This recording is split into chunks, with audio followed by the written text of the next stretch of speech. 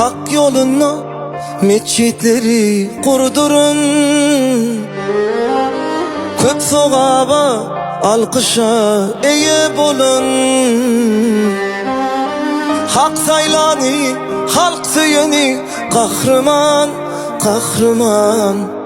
Hacı arkadam, hacı serdarım.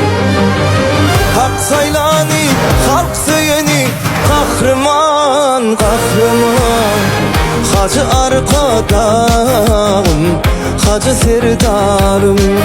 Ah hacı arkadam, hacı serdarım.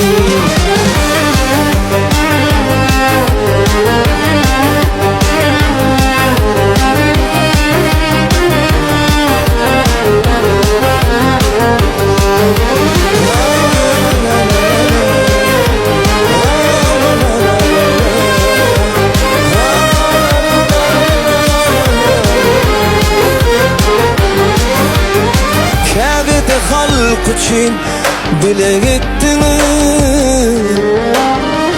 Yetime hem halka hoslar çıktınız. Bu yurt için ömrümüzü koydunuz canına. Hacı arkadam, hacı serdarım. Vatan için ömrümüzü koydunuz canına. Hacı arkadam, hacı serdarım. İnşallah biz anamızı öderiz canına. Hacı arkadam, hacı serdarım. Hacı arkadam, hacı serdarım. Hacı arkadam,